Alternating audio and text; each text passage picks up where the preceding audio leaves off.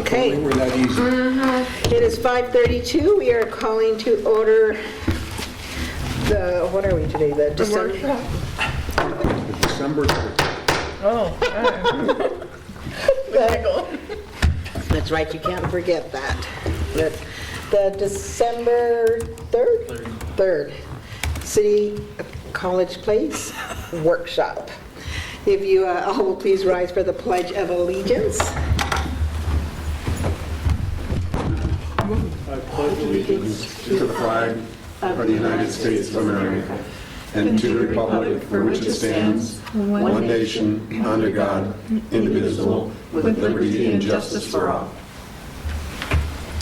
I'll invite you to our Father in heaven, we thank you for this opportunity to come together to discuss our city budget, and we ask, Lord, that you will be with us tonight, guide our discussions and our decisions. We pray this in Jesus' name, amen. Thank you. we're gonna do a piece of paper. Oh, okay. All right, thank you all for attending. Let's see, we would like to note, although no motion or action needs to be done, we will note that council members Nyhagen and Selby will be absent for today's meeting. So the first item up for discussion is the fiscal year 2020 final budget workshop presented by Mr. Carlton and possibly Ms. Cinnamon. Are you going to also? I'm here for support. Okay. Thank you, Lisa. Thank you.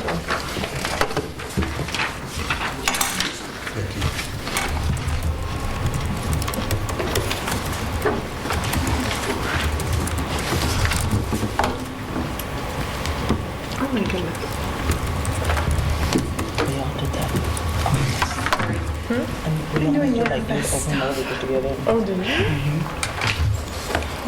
So it wasn't user error? What I'm watching. You just need to make sure your little filter's on.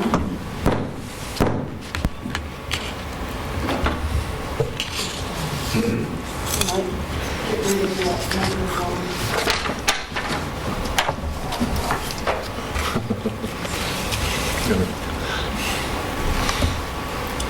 Busy. Popular.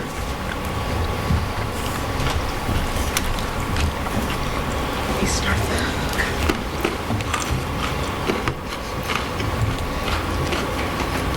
So sorry for the delays. Right, just eating broccoli. Hey, we're all keeping ourselves busy here. Yeah. So we're into our third iteration of the budget presentation. Since the last meeting, these are the following changes that have been made to the budget that was presented at the hearing. So working with Mike, we've added $100,000 to the rainy day fund for 2020. It still doesn't quite meet our goal of the 10% of the current expense budgeted revenue, but then again, it's a target, and we'll move towards it as monies become available. Where did you get that from? Which, It's coming out of my paycheck? Where did Yeah, you get the where? 100,000? it comes out of the current expense. Okay. The second change is we added an additional $100,000 from current expense to the street fund in order to balance their fund for 2020. Before the $100,000, they were short by about $80,000, and this catches up, and it's a similar amount that's been transferred in the prior years. It's usually around $400,000 a year, and that takes that up to $400,000. The third change is in reviewing where we're at on the costs in the equipment repair and replacement and fuel and maintenance. Last year was budgeted lower than what we're actually incurring. With the increase in equipment, the police vehicles, just more costs. So talking with Mike, we decided to bump up the fuel and the repair and maintenance cost by 10,000, taking them from 60 to 70,000, which is projected where we're going to be at this year on those costs. So not significant dollars, but more realistic. Sorry, Sorry. I have a question. Are you saying that the additional 10,000 will bring us to where we are projected to end this year? And so it's not projecting an increase for next year? We Just don't a know slight- where December's going to end up, but it's either going to be close Okay. or slightly more for next year. The 70,000 That should be good. should be good. Okay. Yeah, since this was the first year where we've had a relatively full police department, we've realized that in order to do And that actually we'll with have the two more. fuel, yeah, and so forth, then the cost and. Okay. Okay. But that gets all allocated back to all the operating funds. Now, is this reflecting an increase in cost of either emergency fuel, or is this just trying to bring things to maximum that you can see in the past? Right, exactly. We looked at, yeah, because we're going to be over budgeted line item for 2019 for those two line items. And the repairs and maintenance line item is repairs and maintenance that we have other people do. It's not in-house repairs and maintenance. Okay. And that's what I was curious about. Are we seeing an increase in that cost of labor, or whatever, or is this just something we've seen in the past, but we haven't budgeted enough to really cover? That's what I was curious. One item I don't have up here that we just realized in the last 3 or 4 hours, and it relates to how bias works. When you're building a 2020 budget, the system looks at your 2019 budget, and if you don't have a dollar amount or some identifier in the description on the 2020 budget, when you run a report, it pulls in the 2019 budget amount. And we just figured that out within the last couple hours. That's not helpful. So we went through the entire Entire chart of accounts. charts and checked to make sure that every single line item that doesn't have a dollar amount has some descriptor in it, so it doesn't, prevents that from pulling it in. Reasons being, we're not, there was no funds budgeted in 2020 as opposed to 2019. It was a one-off expense in 2019, and so we're not asking for it in 2020. But if there wasn't an amount in there, it was pulling it in there from 2019, so the numbers were a little skewed. So 2020 will...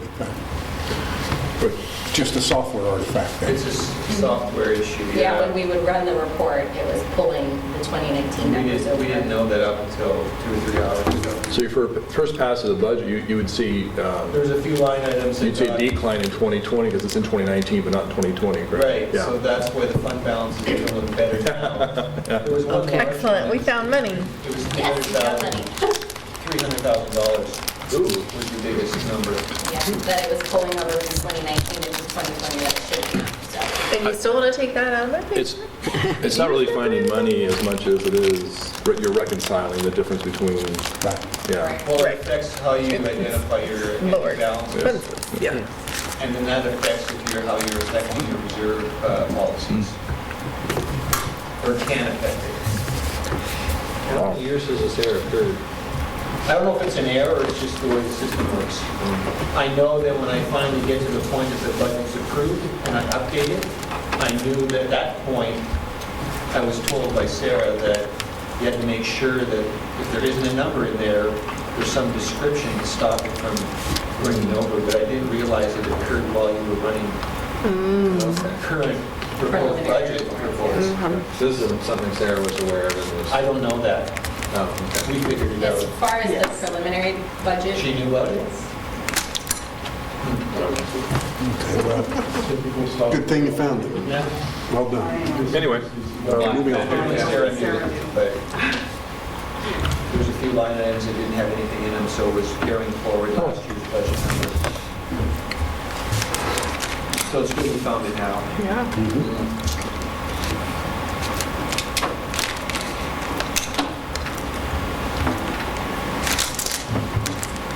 Maybe I'll have to do a little- pointing at the projector, that should be where the procedures are. Thank you, IT support. I'm sorry. Above my pay grade, I have no idea what we're talking about. Isn't that a job pre-plan? Oh, I'm sorry. Need a new Would you battery. like your podium back? Like I said, it's casual night. Yeah.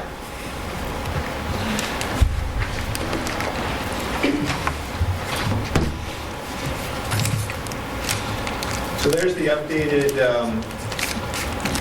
total preliminary budget numbers for all the funds, revenues and expenditures.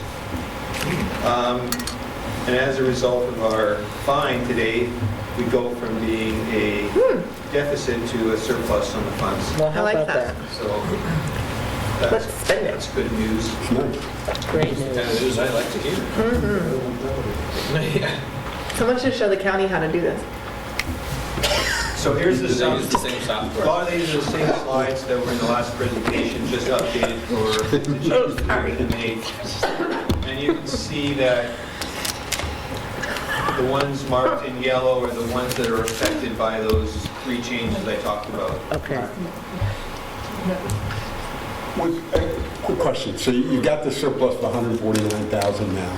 We talked in the last meeting that some of these fund balances, reserves that we were managing, we managed some of those down. Yeah. And there were some, I think there was one that was a new fund that, or a new reserve that we were going to build over time. Is there any thought to taking that surplus and rolling it into reserve? Well, don't forget, individual funds have a different reserve requirement. Right, no, I So you still understand. have to meet those reserve requirements and yet still try to manage those other funds. So I guess what I'm saying, are there any of those that are in deficit today that you would apply, that would be a priority to apply some of that surplus to? Does that make sense to do? Just a question, I'm not, Yeah. I think that's the next slide. I'll go to the next slide and it'll help. all right, I just wanted to show where we've made the changes. fair. There's our, there's our surplus there, Mhm. close to 150,000, but it varies by plan. One thing we do have is in Fund 413, which is the reserve for capital improvements for water, there's $3 million in that account, but that includes monies that we're anticipating through the TIB. Right, And we also have a loan that we took out previously because we didn't think we were going to get the TIB, or to bridge that. So we may be able to use some of that pay that now. to pay that note down. Right. We'll have to decide before next Tuesday if we feel that's appropriate. We don't want to draw down cash too much, because if you did that, you could run into trouble next year, year after. Well, that's why you have reserves. I guess when you have a surplus, you know, obvious question is there somewhere where we can be safer, meaning tweak the reserves? The other is And that there a would be- place where 149,000 would be of value to the city, to the ecosystem, that you could earmark it for that, you know, another police Yeah, officer or And we could throw something? more money into the rainy day fund. So that's something we can talk about before next Tuesday. Which is underfunded right now, correct? Yes. Yeah. Based on the target. That's the next slide. And this has been updated for the current, and you can see that, let me just go back. You can see we are drawing down the current expense close to $600,000 next year. Let me, quick question, the one, I'm sorry, the 149 can just float there throughout the budget year, couldn't we? We could just leave that, Right. right? Yes. There's nothing, because I'm just thinking, we know, we will go through council meetings where something will come up, unbudgeted, unforeseen, and the question from the council members will be, where are you going to get that, what fund are you going to take that money out of? Right. And so, yeah, so other than putting that in a rainy day fund, but to have that as just a, Floater. And another thing I want to say too, that's something that could be applied toward is while we do have built in the budget about getting a legislative appropriation for Cedar Dams, and I believe it is going to be a challenge due to the passage of Initiative 976. So one of the things we can do is, let's say if our push to get that appropriation fails, that actually would be enough money to at least put a new layer of asphalt on Cedar and Damson, and not completely rebuild it, but at least make it where it's passable. Because if you've been on that right now, especially Damson, that road's barely there now between Cargill and Rose, especially with the heavy equipment running down and fixing C Street. So if we don't get the appropriation, I view this as a potential insurance policy where we could at least put a coat of asphalt on it, similar to what we did to Broadway a couple years ago to make it passable. Good. Yeah.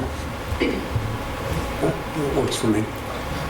So even though we do have a deficit in the current expense for next year, we still meet our 20% budgeted revenue requirement. Right. So we're still in good shape. Okay, good.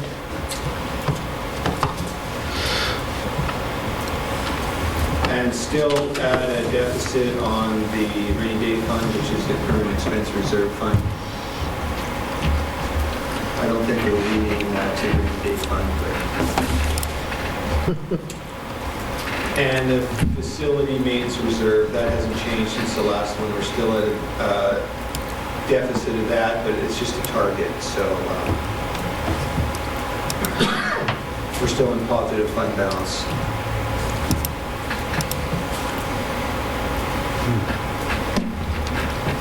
Any questions on where we stand? So we're meeting most of our financial policies.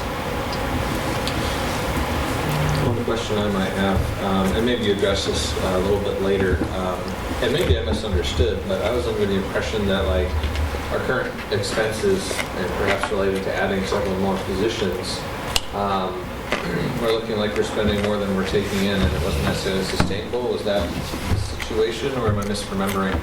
I mean that's a general gist of it. Longer term, I would argue the unsustainable part isn't really so much the staff element, but keep in mind that right now our street fund takes a significant allocation out of current expense. I mean, we call it a street fund, but for all intents and purposes, we're doing interfund transfers to prop it up from current expense. So I do think long term, especially if that 976 continues to go through and our grant funding goes away, we're going to have hard choices to make about. We'll be able to like chip seal roads, but as far as like even what we did with Broadway, like paving that, it's going to be maybe that either gets deferred for a couple of years or figure out a revenue source or something, because longer term that isn't sustainable. Propping up street fund, especially with declining the gas tax receipts, and then especially with what's likely going to happen with Transportation Improvement Board funding, which if it wasn't for their grant funding, we wouldn't have been able to do nearly any of the projects we've done as of late. So. I guess I understood that differently. Yeah. I was under the impression so what I think you're referring to is that our expenses are greater than our revenues in some of those accounts. And I guess my question was essentially like, depending on the forecast of the passage of whatever the number is, but like presuming like the courts and our government has some sense to it and are able to find some way to restore funding in a sensible way, like are we able to sustain the employees that we have based on our revenues? I think longer term with health insurance costs and everything else, it's going to be a challenge, to be perfectly honest. It's really going to be a see as you go approach. If you were to look straight as a wage issue, yeah, but with fringe benefits and other things going up year to year, and then the general sales tax and everything else not going up by the same amount, and then your property tax handicapped at 1%, when to run a government agency, minimum 2 to 3% increase, every year you have a widening gap. So that is always going to be an issue. I would say that's a mid to longer term issue. The one I'm most concerned about is a fairly shorter term issue is the whole street fund thing, because if TIB goes away, we are going to feel that pretty much right after this year, and it's going to be a way different repair and reconstruction atmosphere around here. You know, again, philosophically, it seems that the decisions that we made in the budget here were reflecting that we're investing in our community, not necessarily pulling back from investments. So if those laws change and we don't Yeah. get TIB, then obviously we're going to have to adjust. Exactly. But the hope is that these investments are going to realize revenue that's going to catch that up. But that's a bet we're making, right? Yeah. So there's some risk. It isn't a risk for this year. No. It's a risk Yeah. 21, 22, 23. Yep, and yeah, so I would say from a current expense fund standpoint, the nearer term concern I have is definitely streets. Absolutely. That could really detrimentally affect it. In mid to long term, I do have concern about staffing, because with that property tax cap, that's just basic math. A 1% ceiling when you have a 2 or 3% increase, it just keeps widening, and that is definitely an issue. So. But if you're growing population-wise, Yeah.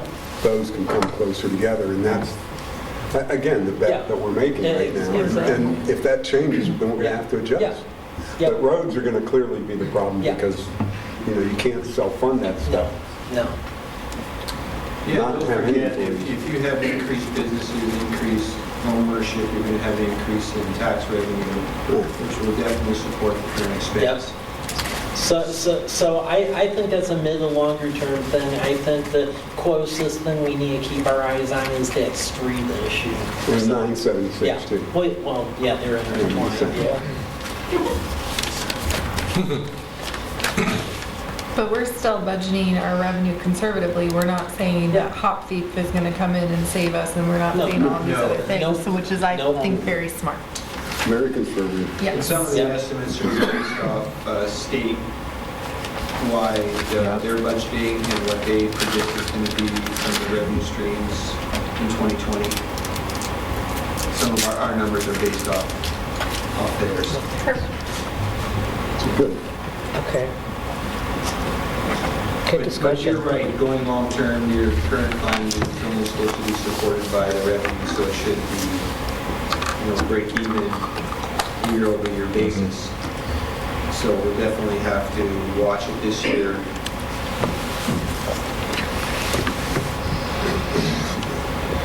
And here it shows where we're at. This is from 16 actual, 18 budget, 19's actual year-to-date, so that's a little deceiving. It's not a full-year forecast number. It's the actual till the end of what's ever been processed through when we run the report. So it's a real-time number. Okay. So most likely, can't say it's the end of November, but be close. So we did last year in the budget, we did anticipate a drawdown on the current expense fund. And it was by $300,000 or $400,000 last year was in the budget. And it's looking like our actual isn't going to be quite a severe change. So for this graph, the budget is 2019, 12 months? Yes, Okay. actual is 11 months Yep. Okay. and the proposed budget's a full year. So there you can see the separation between expected revenues and expected expenditures. And the revenues, the lighter green for 19, are likely closer to actual than the expenditures. You're going to have more Yes. expense in December than the revenue. So that's good. It's on track. And I did a graph like this for all the operating funds. Here's the street fund.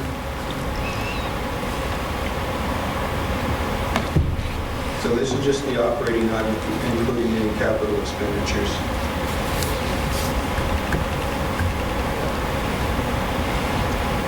And as you can see, the budgeted number for 2019, expenditures were expected to exceed total revenue. But again, you can see that we're actually better off year-to-date this year. So it will be, we do forecast the balance of the year, but we'll have to wait to see the actuals come in, so hopefully that takes place. And we're showing almost a break even for 2020. So in 19, actual expense, we should know pretty much what those are going to be, right? I mean, construction should be shutting down pretty soon, so it's not like that's going to jump up to the budgeted figure, right? Or is it? C Street's still going, believe it or not, so. So it's gonna make that? Yeah, there still is an active project that's taking a lot of money, so. Okay. Yeah, that also includes operating costs are in that number Sure. for operating that street department. Fair enough. Wages, salaries, benefits. For the proposed 2020, it's just slightly lower than budgeted and even actual 2019. Is that because we're taking into account I-976 or just because we have less projects? We have smaller projects, so keep in mind this year was an entire C Street corridor, which was a major reconstruction. Okay. This coming year, it's a lot of little one-block areas and things like that, so there's actually more projects, but they're of like smaller scale. so- Okay.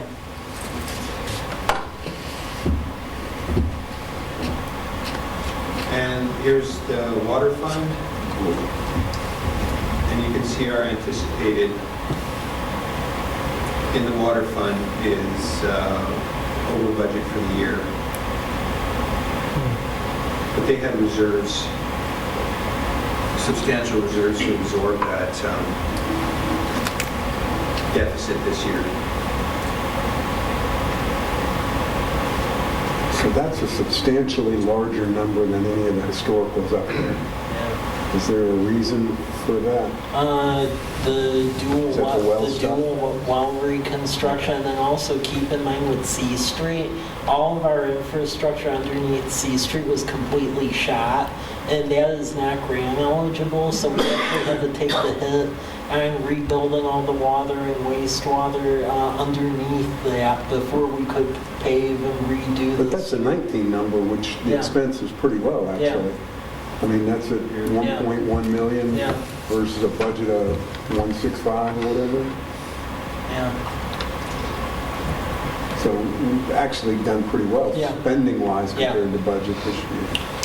But next year, you're forecasting quite a bit, I guess. Yeah, and keep in mind, a project that was going to happen this year ended up getting delayed. So Lamperty Street, that ended up getting delayed because of What does that have bids. to do with water? Well, there's some minor stuff that's getting fixed adjacent to it, Okay. so, yeah. So it's, correct me if I'm wrong here, it's important to know that depending on the timing of when these are spent, is what you're Right, just yeah. saying. Yeah. So it's, you can't drill down on a year and compare Yeah. expenditures with revenue. You see that there's a big Yeah. surplus so far this year, and we'll probably stay there, but we'll use up a portion of that reserve next year. With no larger projects in that next year, yeah, so it's actually a piece of that, right, is in the next, of the expense, Yeah. is in the next year, you know. And if you- It somewhat out of sequence from as the projects go. And the revenue increase is related to the increase in rates. With some of that proposed expenditures because of the additional costs as far as the drilling the well, having to Yeah. go deeper and Yeah. things like that. That's right. Well, and that's what's really been hard the last couple of years because, I mean, I'll say from an additional city perspective, this is a this is a really freaky thing to have two wells go completely dry, or that doesn't happen at most places, so that's why one could argue there would have been lower expense if we would have been able to like stage this better, but because of what happened and the fact we had to drill a lot deeper, and even they were saying this has been a moving target, and we pretty much had to do what we had to do and make sure we get water, so. Yeah. Well, water's always going to be an issue. Yeah, exactly. Oh, Yeah. bad roads. Yep. And now stormwater too, I guess. Yeah, the good news with wells though is typically once you construct them, they're good for about 60 to 80 years. So it's just, we had the bad luck of having two of them hit at the same time, so.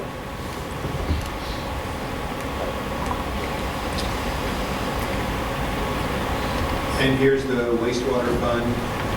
You can see the trend.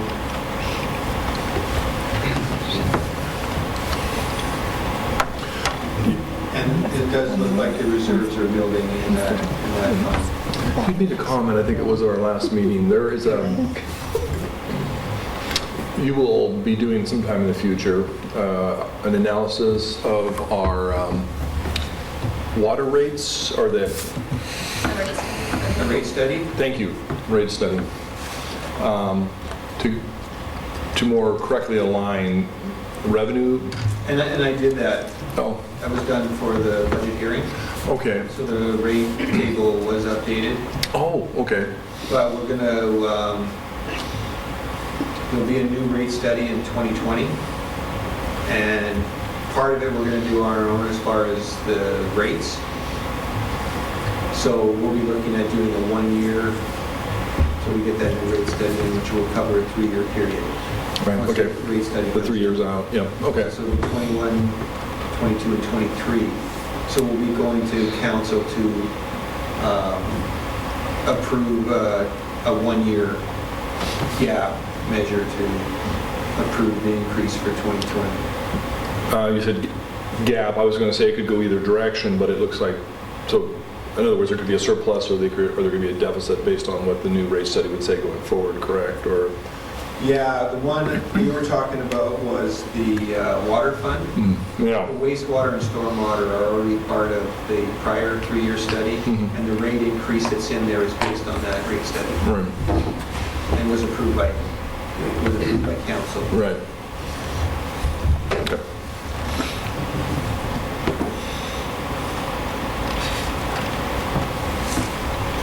And here's the stormwater fund, which just started in Everybody's favorite. this year.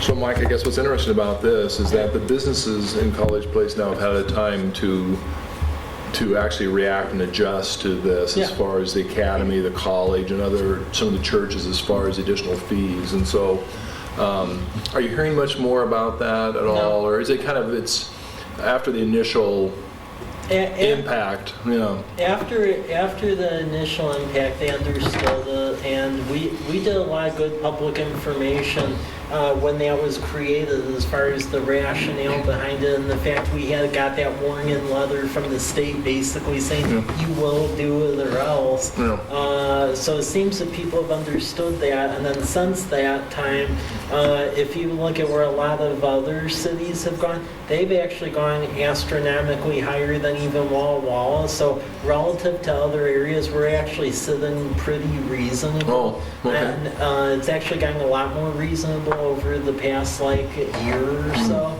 If you look at where everyone else is going, that one's always going to be a struggle because keep in mind we're funding operations, but they do want us over time to be starting to whittling down on our capital list.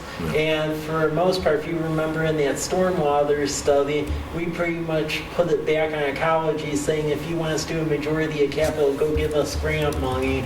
So, but we're going to have to keep working toward whittling away at that backlog. Yeah. So. Great.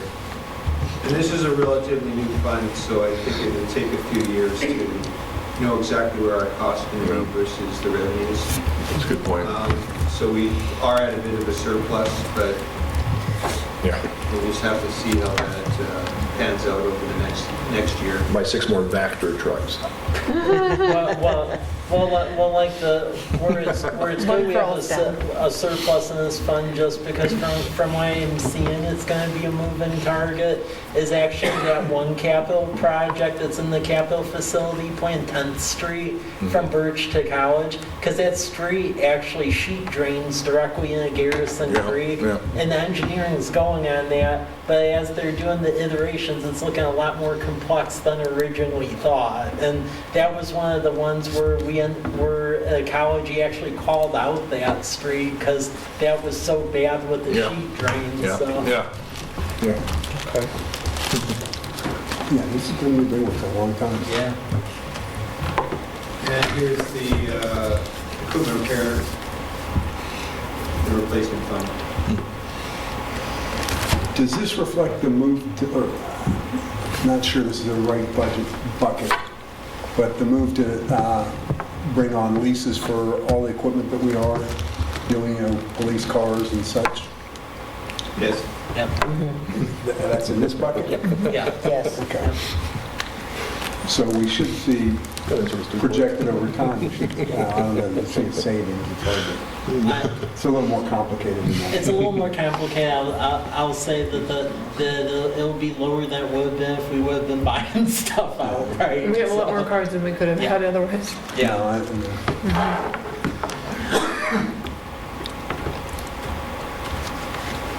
No, So this is mostly should balance revenues equals cost because all the costs get allocated back to the operating units.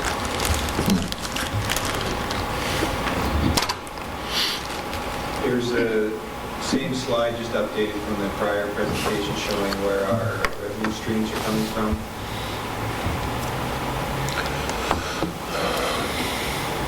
Really, there was just some updates to the numbers, the percentages are all still the same. Okay. Yeah, those few changes I talked about at the beginning, those are incorporated into these. Again, here's our major sources of revenue. Loans and bonds, close to $11 million. Goods and services, 7, taxes, 5.5, legal grants, 5.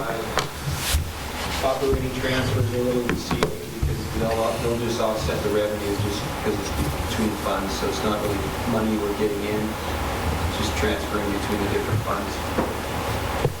Licenses and permits is 2.2, another miscellaneous, that's just under $1 million. Do we know, we're going into a new insurance next 2020? Yeah.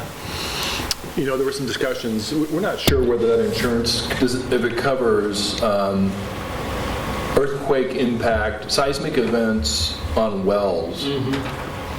I know we'd had that kind of a casual discussion about that when we switched over, because I believe that this new policy covers, was more comprehensive as far as seismic activity.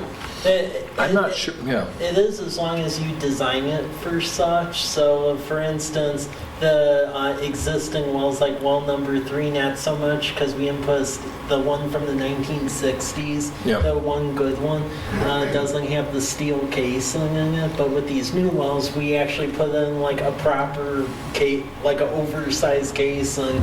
So in that case, that would end up qualifying because we're designing it properly for the area. And then the other thing with the insurance too that was a defined benefit is that a lot of the various trainings and stuff that we've paid over a year's a la carte for, they reimburse for now. So that was why when you looked at it originally, it looks like it's a higher dollar amount, but you actually end up completely even because it's all inclusive. And we've actually switched to that as of December 1st. December, okay. Yeah. Yeah, I was thinking of our brand new wells and Yeah. Good thought, though. Yeah.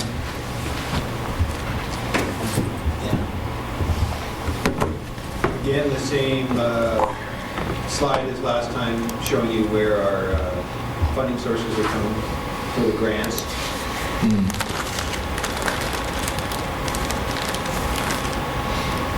So just under $5.8 million in grants. So these are ones that we've secured. Oh, I see, status, submitted waiving, got it. Thanks.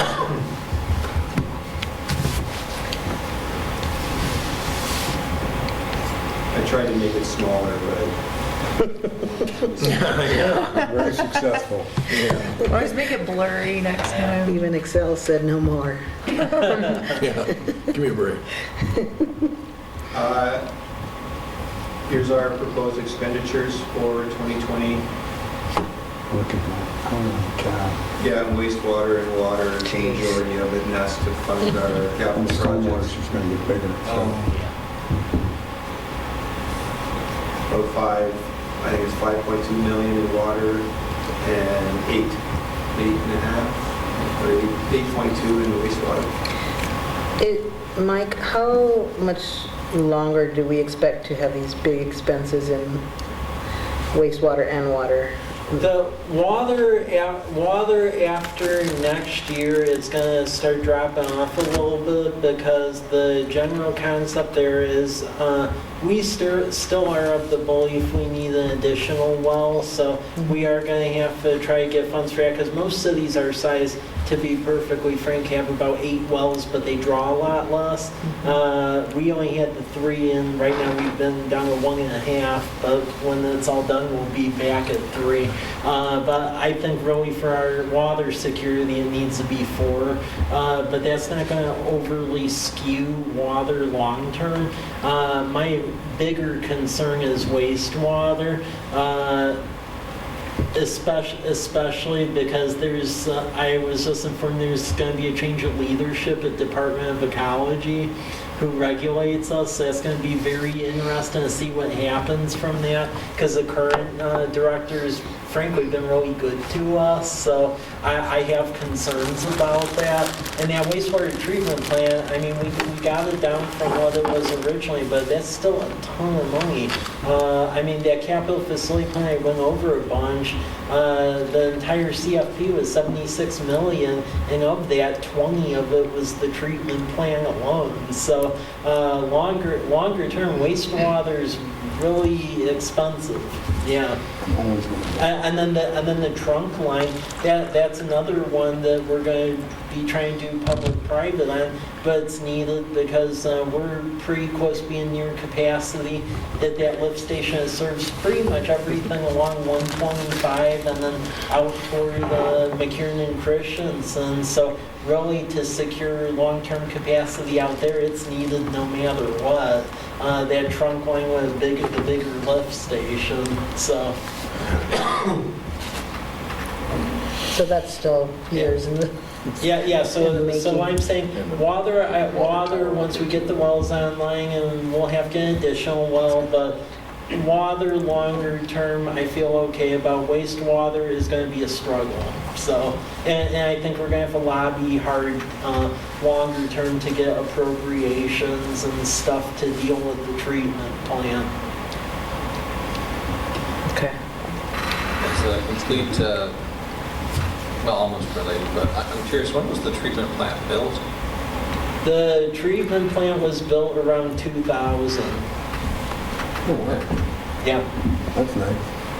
It was a single batch reactor plant. The thing was that at the time, that was actually a thing that a lot of cities were starting to move towards, but I would say the technology really wasn't fully understood at the time. And if you have a city that has like a constant flow to it, that has a lot of industrial users, so like for instance Quincy, Washington, that's actually a good system to have. But here it really goes up and down quite a bit because of the university and spikes in use. So with that, over time, a lot of the equipment falls apart and it leads to a lot of maintenance costs because that machinery isn't really meant to go that volatile that quickly. So that is an issue. So part of the renovation of that treatment plant is basically to bring it to a phase that more reflects what our flows are into it. Okay. Thank you. I had another, I don't know, mine's more off subject than probably, anyway, a discussion with somebody from Spokane, the discussion of being held responsible to measure pollutants, being held responsible to control pollutants that are impossible to measure whether or not you have the pollutants in the discharge. And so they were talking about in Spokane, for example, how that whole story of how that had evolved up there, but and the costs associated with these, not a catch-22, but probably the next best thing to it. Yeah. Yeah. It's intriguing. Yeah. You got to figure with the direction all these things are taking, it's going to get worse. Yeah. It's going to be a bigger part of the budget, and Yeah. Well, gonna be a challenge. frankly, it just means we're going to have to be the squeakier wheel. That's the best way to put it, because Resources. squeakiest wheel in Olympia tends to get the legislative appropriations and everything else. That's going to mean with the treatment plant, we're going to have to go over there and just confront everyone. So either they get a little more lax and extend the timeline for the treatment plant, or they give us a bigger legislative appropriation to deal with it. I mean, those are pretty much the two choices, because that $20 million price tag on a city that has 10,000 people is a bit crazy. Yeah. So, A bit.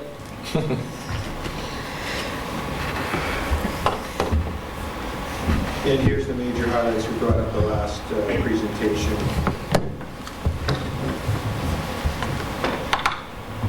Wages and salaries, 5.2 million, long-term debt service, 2.3 million, interfund transfers, 3.4 million,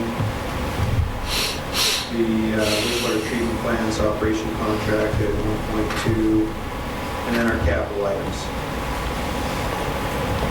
Wastewater treatment plant 2.5, the sewer trunk line lift station 5.5, the water wells number 2 and 1, which are apparently changing numbers to 6 and 4. Please don't. So even though we don't have 3.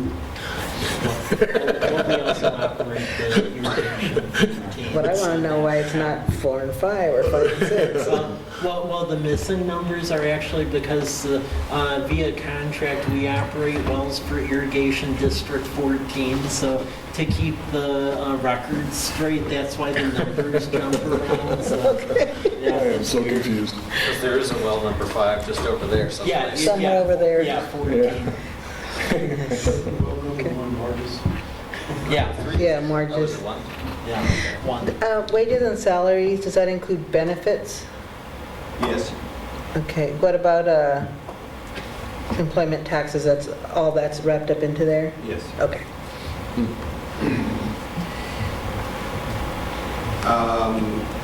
Meadowbrook and Lamberti, 619,000, Northeast Senior 350, the 4 bikes, 500, Central College Place, sidewalks, 464,000, line parks, 434,000.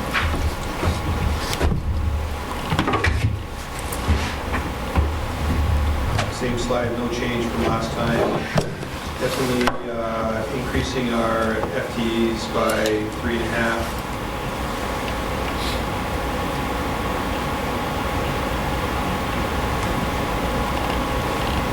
Deputy clerk will wait, water utility, 2 position, firefighter, and a part-time police records clerk. Who's currently doing the records clerk? Brielle. Brielle.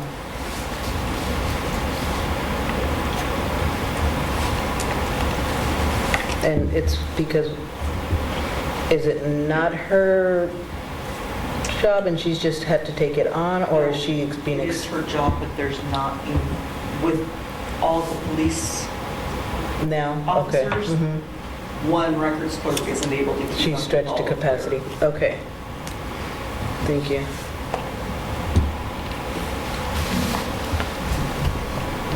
And then the firefighter, just to revisit that one, we've had the money for half a firefighter, the other half we'll have once we start getting the revenue from the GEMT that we signed up for, since we had our year anniversary That's with right. BLS. Yeah, that's Yeah. right.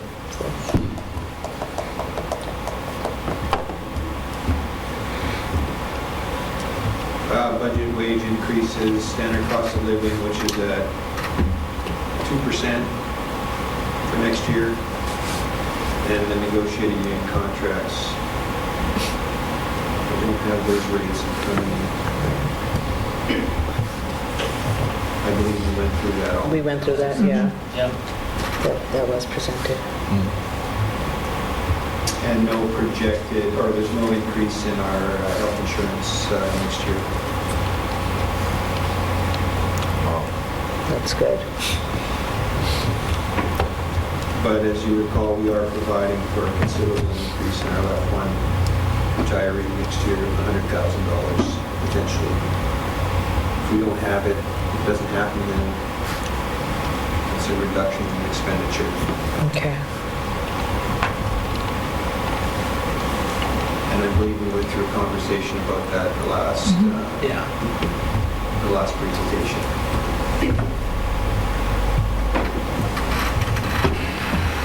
Here's the capital facility budget, which Mike has presented numerous times, and it's up here again to show where we're at. And it mirrors those expenditure costs as far as wastewater and water. And you can see those numbers. Pretty big numbers right there.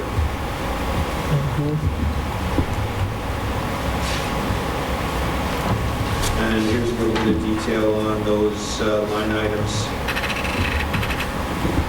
A little bit of spending here to get our administrative office improved. When is the gate scheduled? Fire department, police department at $123,000.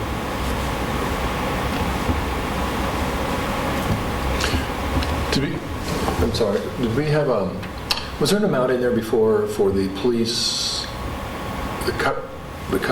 Yeah, The cover got changed to at first they were going to take 2 stalls from the cover in the bullpen and turn that into an evidence building, but the cost was relatively similar to just create a new building. So the evidence processing building is the same as the carport cover. Okay, It's just a name change and a I see, different spot. okay, all right. Okay, I was wondering where that was at.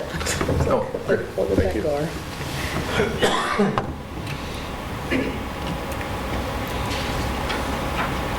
Parks at $477,000. Majority of that is the Lions Park renovation.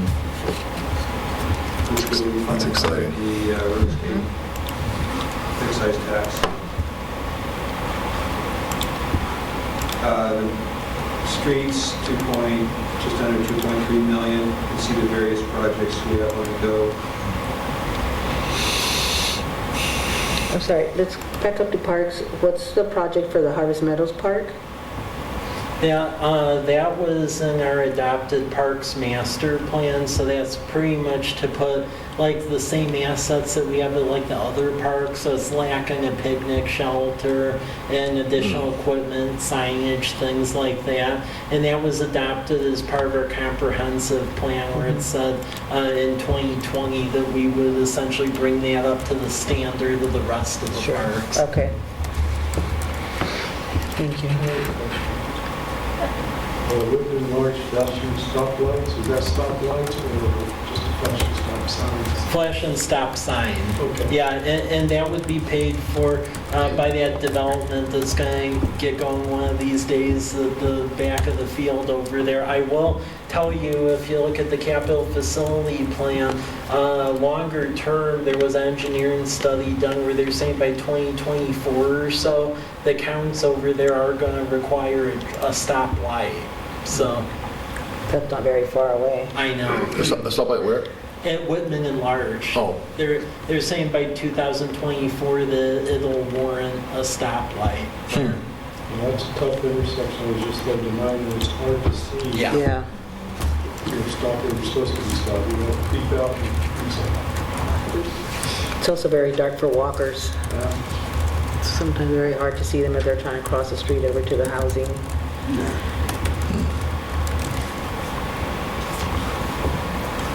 Moving on, here's the wastewater capital budget.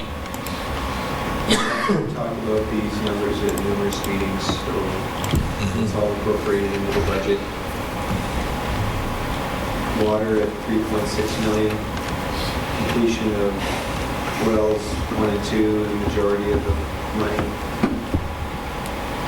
Solar array project. Stormwater at 505,000.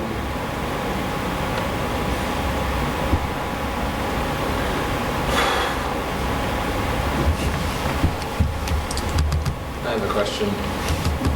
Forgive my forgetfulness, but did we get the grant for the solar array, or is that in the process of being? That's in process. Okay, We'll hear by thanks. February. If we don't get the grant, it won't be happening. That's fully grant dependent. Okay, And thanks. I missed other workshops, but the solar array project is for So the, offsetting costs of our water. yeah, for essentially offsetting the cost of well number 1, well number 2, which is now well number 6 over off of Whitman Drive over there. And then we would get credit essentially for the energy being produced, and actually produce energy above what that would use, so it would actually be a revenue generator.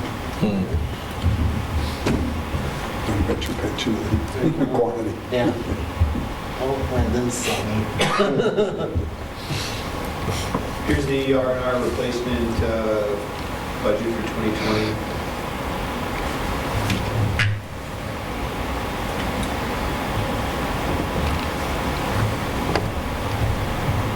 And within that, in the police number, that's the area where you have the lease costs of the police vehicles. Okay, thanks. The parks, it's I think there's a list on the next slide. Yeah. Major items. For fire, police, and public works on this page. The larger items, of course, being the water tender vehicle for fire. There again, you see that there's the leasing program for the police vehicles. And dump truck for the water department at 100. Any questions?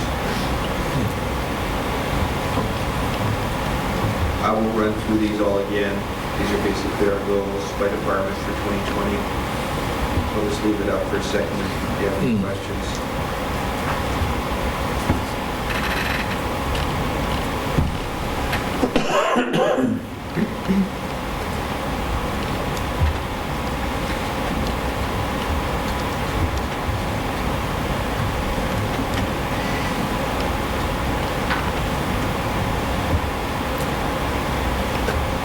And again, same slide as last presentation, showing what our utility rate increases will be for the year.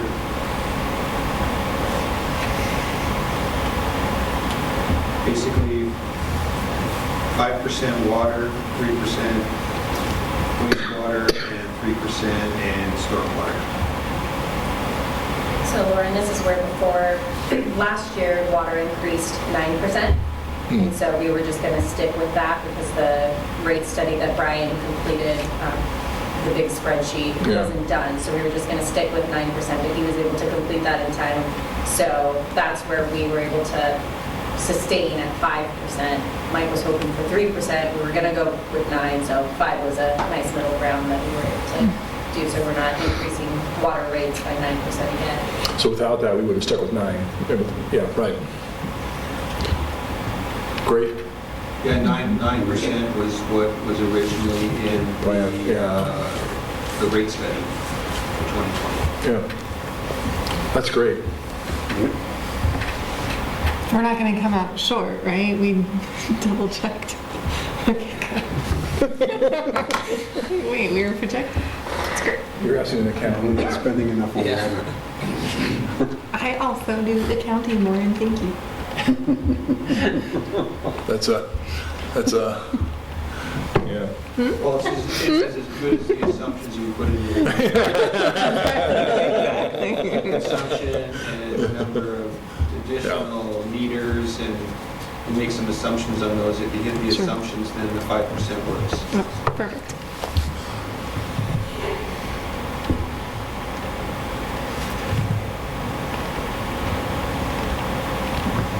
Oh, I'm sorry I didn't update this slide, but we're in the, where are we at? We're at the workshop. We're at the workshop. So it needs to be decided if this works as a budget review or if we are going to have one with the finance committee, which would be Thursday, which is Winter Fest. If that sways your, We can do this at 5 p.m. Yeah, On that on day. College Yeah. Avenue. Winter Fest starts at 4. I think this satisfies, as far as I'm concerned, this satisfies the review. I know in the past we've taken it to the finance committee and drilled it.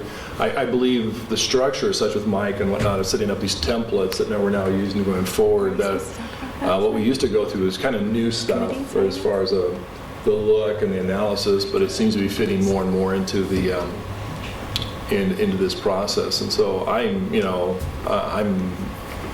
good to count this as, what would you call it, a final review? And then we would, what's the due date on, the date for getting it to the, is next Tuesday. Next Tuesday. would be the council meeting for that? Okay, that's where I'm at on this, as far as the finance committee goes, I would Who all is say. on the finance committee? But you got, who's on the finance committee? Myself. Byron, Norma, Lauren, Jerry, I Mike. don't know where you are because they haven't had one since you've been on council, but FYI, it's you. I'm satisfied. I think I could do that presentation without the slides. So everyone on the committee is here and has been at the last couple of ones. So if anybody feels that they're not Yeah, I satisfied with like what that. we've had. I'm good for finance committee. Not a lot has changed. It's tough at school, within the I don't past get the- couple of presentations. Spend my life doing that. You know, it's amazing, I know, I think I say this every year, but when you put that last recalc button and see what it looks like, this is a gift that when you don't hit that process, you're not looking at a $1.6 million deficit or something. I mean, who knows what you're looking at. So it's nice that this is more or less, it's a lot of hard work, I'm not saying that, but it's fallen into place without, able to meet a lot of the goals without tough decisions. Yeah. Because it's maintained properly. First time going through this is the least contentious budget discussion I've ever Yeah. running by a Have to significant amount. decide on is in the water capital, under its funding sources, we do have that loan in commercial bank, with community bank, sorry, that we have to decide if we're going to use some of the proceeds from the TID grants to pay, or the TID loans. Yeah, it's a to pay departmental. down part of that other loan at a higher rate. And that's an internal decision, we're not mandated. We're just we're looking at to make decision, because I want to be very careful about with how crazy the numbers have been on the well construction. I don't want to give money back and find out we're short of this, Yeah. we're still drilling. So we're going to make a very calculated look at that before we give the... And the debt service is still fairly Yeah. small. I'm Yeah. not sure I'd go prepay a loan off to, Yeah. and without even understanding the T's and C's on the loan, I'm not sure I'd give up cheap money like that right Yeah. now.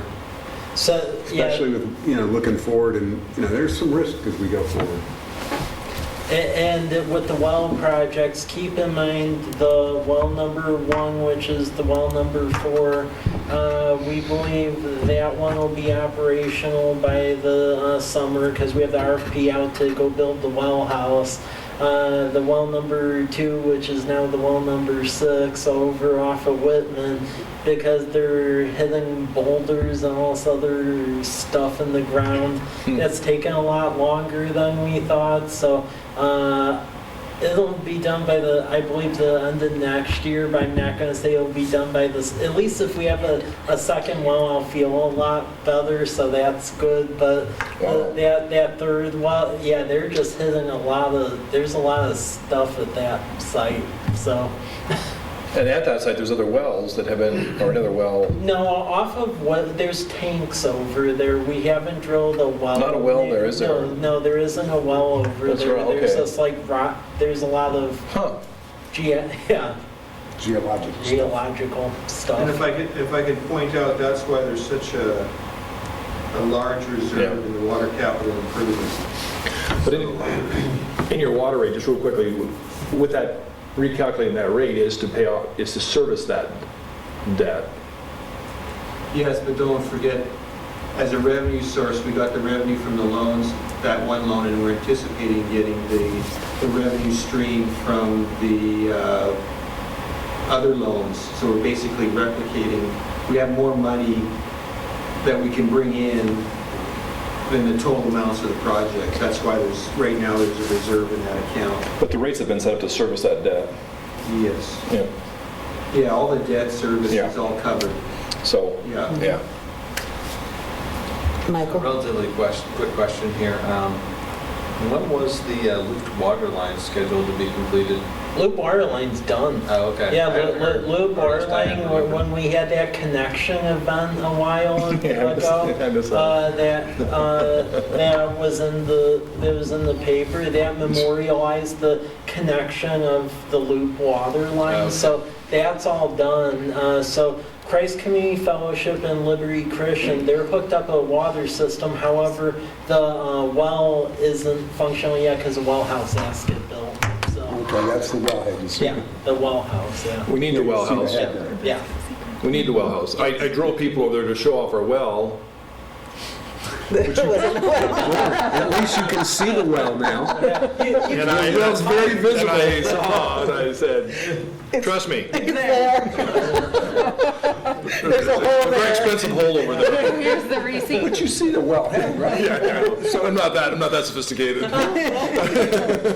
It's very nondescript. Yeah. What did you expect the well? Well, no, he's expecting the little cute house that they built. Cute house. Yeah, what I that's was our thinking. well. a little cute house. Oh. Oh, boy. Really sorry I brought that up. Rent out an Airbnb. In a big wine bar. We need the luxury, or the lodging tax revenue. Exactly. Oh, we should do that. The well house. Oh, Oh, what a cool idea that is, actually. Mike, make it happen. yeah. Yeah, whirring noise the entire time. Exactly. So we'll continue to pour over the budget and balance of this week, make sure we haven't missed anything. See if you can find some more Yeah. More. May not want to find some Coin We're not slice. at- in the right direction. Other than looking at the loan pay down, a couple of smaller items we need to look at. This is, I would say, about 99%. Okay.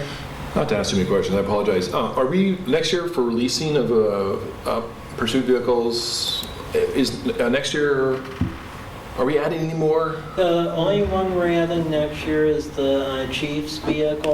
Okay. And then I'm trying to remember, then there's like a year of just continuing the leases, and then the year after That was it, yeah. in 2022 would be changing out the remaining older Yeah, cars, and then there'll be a fully leased fleet. And that was the 5-year plan. Yeah. You see that? Exactly. Yeah, you're right, yeah.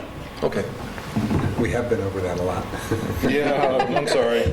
No, don't be sorry. I made the mistake of reading this early. I didn't realize I was going to see it 5 times. That's what you get for I planning think ahead. that's wonderful. I just, I like to do my due diligence. That's where we stand, is there any? Any additional questions? That's not bad for your first couple days of the new Yeah, job. very good. Well, it's been, I'm in my 5th week. Look at you. I think you coasted right through. 24 hours a day, 7 days a week. Yeah. Oh, you're a robot like Mike, I see. He's here when we leave and here when we arrive. Okay. I do 6 go. a.m. to 7 p.m. I do go Jeez. home. This Are will you be done starting to soon. consider this place your home? Yeah. That's not real healthy, man. I My know. wife's not here yet, so. You're over hours. Don't we charge him rent? What else am I going to do? As long as she doesn't move here before the 10th. I think Jerry has something. Yeah, so just to clarify that December 5th committee meeting is not really necessary because we've all pretty much, Yeah. Yeah. Yes. Yeah. Correct. just to clarify. That, and that'd be hard with Winterfest being Yeah. on the same day, too. Yeah. Well, if it has to be done, it has to be done. Yeah, why not? Yeah. No, We needed to make sure that there is a quorum here and that everybody had agreed Yeah. before we could move forward. Do you need to vote on that? No, we No. can't take action. Oh, no take action. No action. We just do these. Just Just matters. Well, I just, So don't forget, for your reading pleasure, there's the 175-page detail. Byron's all over there. Could you turn it into an audiobook for us? Wait a minute, that's a spreadsheet. That's the last thing on earth I want. I would like a spreadsheet that I could have turn into a pivot table where I could go Yes. manipulate myself. I do think there's enough of us from the finance committee here. I mean, we're all here, so we're all comfortable with that, Yeah. that it's not necessary for us to have another meeting to go over what we already feel comfortable with today. All right? Thank you. Well, that's nice. Thank you. The rest of this should be easy, Mike. 5 minutes each, Mike. Yeah, boy, that'd be nice. All right, so we're going to move on now to the proposed downtown catalyst incentive program. Okay, so please take a look at this. I'll give you the Cliff Notes version of this. If you have any questions, let me know. The basic premise behind this is to develop some sort of incentive to encourage like investment on the College Avenue corridor.